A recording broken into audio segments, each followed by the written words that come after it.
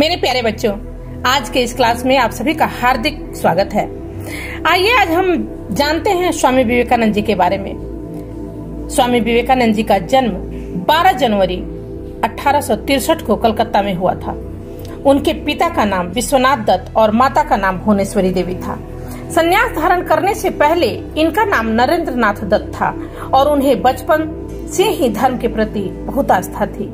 उनके पिताजी Vishwanath Dutt Calcutta high court के प्रसिद्ध वकील थे। उनके पिता पाश्चात्य सभ्यता में विश्वास रखते थे। वे अपने पुत्र नरेंद्र को भी अंग्रेजी पढ़ाकर पाश्चात्य सभ्यता के ढर्रे पर ही चलाना चाहते थे। उनकी माता भुवनेश्वरी देवी जी धार्मिक विचारों की महिला थीं। परिवार के धार्मिक एवं आध्यात्मिक वातावरण के प्रभाव से बालक नरेंद्र के मन में बचपन से ही धर्म एवं अध्यात्म के संस्कार गहरे पड़ गए थे। बालक के मन में बचपन से ही ईश्वर को जानने और उसे प्राप्त करने की इच्छा दिखाई देने लगी थी। उनके पिता की मृत्यु हो जाने के कारण घर का सारा भार नरेंद्र पर आ पड़ा था। घर की दशा बहुत ही खराब थी। अत्यंत दरिद्रता में भी ये बड़े अतिथि सेवी थे। स्वयं भूखे रहकर भी अतिथि को भोजन कराते, स्वयं बाहर वर्षा में रात भर भीगते ठिठुरते पड़े रहते और अतिथि को अपने बिस्तर पर सुला देते थे। स्वामी जी अपना जीवन अपने गुरुदेव श्री रामकृष्ण परमहंस को समर्पित कर चुके थे। उनके महान व्यक्तित्व के नींव में थी ऐसी गुरु भक्ति, गुरु सेवा और गुरु के प्रति अनन्य निष्ठा। स्वामी जी बड़े स्वप्न दृष्टा थे। उन्होंने एक नए समाज की कल्पना की थी, ऐसा समाज जिसमें धर्म या जाति के आधार पर मनुष्य में कोई भेद नहीं रहे। अमेरिका में उन्होंने रामकृष्ण मिशन की अनेक शाखाएं स्थापित की थी। आगे जानते हैं।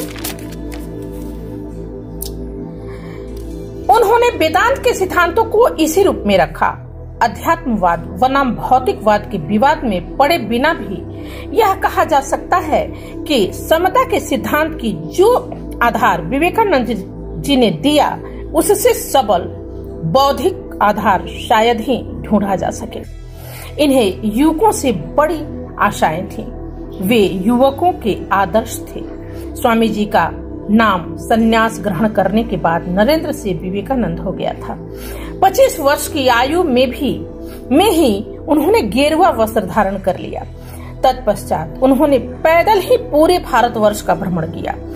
सन 1893 ईस्वी में शिकागो में विश्व धर्म परिषद हो रही थी। स्वामी जी उसमें भारत के प्रतिनिधि के रूप से पहुंचे थे। यूरोप अमेरिका के लोग उस समय पराधीन भारतवासियों को बड़े ही हीन दृष्टि से देखा करते थे। वहां के लोगों ने तो पूरा प्रयत्न किया था कि स्वामी जी को सर्वधर्म परिषद में बोलने का समय ही न मिले, लेकिन एक अमेरिकन प्रोफेसर के प्रयास से उन्हें थोड़ा समय मिला। किंतु उनके विचार सुनकर सभी विद्वान चकित हो गए। फिर तो अमेरिका में उनका बहुत भव्य स्वागत किया गया। वहां उनके भक्तों का एक बड़ा समुदाय हो गया। 3 वर्ष तक वे अमेरिका में ही रहे। वहां के लोगों को भारतीय तत्व ज्ञान की अद्भुत ज्योति प्रदान करते रहे। अध्यात्म विद्या और भारतीय दर्शन के बिना विश्व अनाथ हो जाएगा, यह स्वामी जी का दृढ़ विश्वास था।